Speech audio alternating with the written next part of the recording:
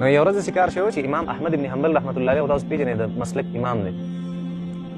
او بل یو امام تېر شوی بل ورځ ما تذکره کړې وي یحیی ابن معین رحمت الله علیه یحیی ابن معین رحمت الله علیه د امام احمد صاحب امام احمد ابن حنبل هم استاد دی د امام بخاري هم استاد دی د امام مسلم هم استاد دی دا دونه لوی سړی دی او بل ورځ مې ته ویل چې مولانا زکریا رحمت الله علیه په شرح د شمایل کې لیکلي دي چې یحیی ابن معین هغه محدث دی هغه د حدیثو ماهر دی چې په خپل لاس باندې لس لکه احادیث مبارکه لیکلي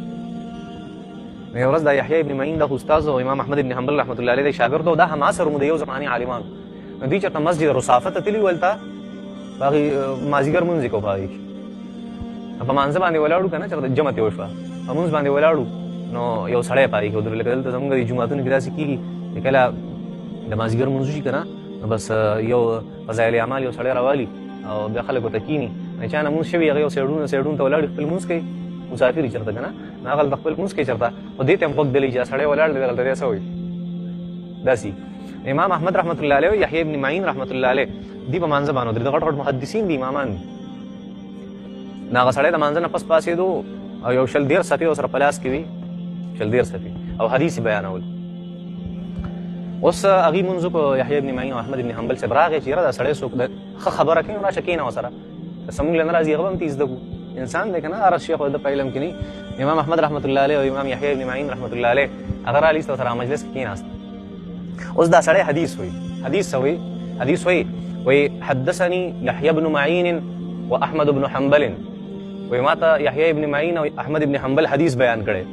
او بیا څه وایي قال حدثني عبد الرزاق عن معمر عن قتادة عن أنس بن مالك رضي الله تعالى عنه قال قال رسول الله صلى الله عليه وسلم من قال لا إله إلا الله خلق الله من كل كلمة منها طيرا منقاره من ذهب وريشه من مرجان او یو د 20 صفو یو حدیث وي وی چې ماته دا حدیث بیان کړی یحیی ابن معین او دغه شان احمد بن حنبل هم راته بیان کړی او قال دا دواړه وایي چې موږ ته دا حدیث بیان کړی دی عبدالرزاق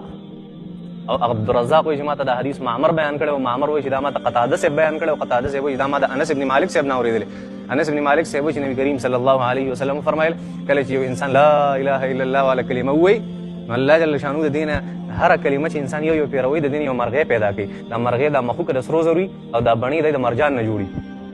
نو یحیی ابن معین احمد ابن حنبل صاحب ته ګوري هغه ته ګوري داسې دکې ورکړه احمد ابن حنبل صاحب له یاره دا یو تا ښودلی هغه ته والله ما سمعت بهذا الا الساعه زما دې په الله قسم احمد ابن حنبل صاحب دا حدیث ما پیله ځل واورېدو ما ورته په ژوند کې دا حدیث نه اورېدلی بیا بس هغه اوس لګیا دی مجلس ختم شو د 20 صفو حدیث وي چېرې د کلمې نه څه جوړېږي الله یو مرغۍ جوړوي او د هغې د مخوکه د سرو زرو وي او د هغې د بڼې دا نه مرجان جوړي او پوره حدیث وي او پوره پړپړی وي هغه چې خلک رخصتېده چې په لار روان و سړي ځان سره خپل رجسټر نیولی و یحیی ابن معین ورته دې خوا دلته راشه دلته دې خوا راشه هغه په ځان پوه شي څه راته وایي هغه ته یې دا څه دي تا دا حدیث تا ته چا ویلی نو هغه ورته دا حدیث ما ته یحیی ابن معین او احمد ابن حنبل ویلی ښه د یحیی ابن معین او احمد ابن حنبل نه یې دا اورېدلی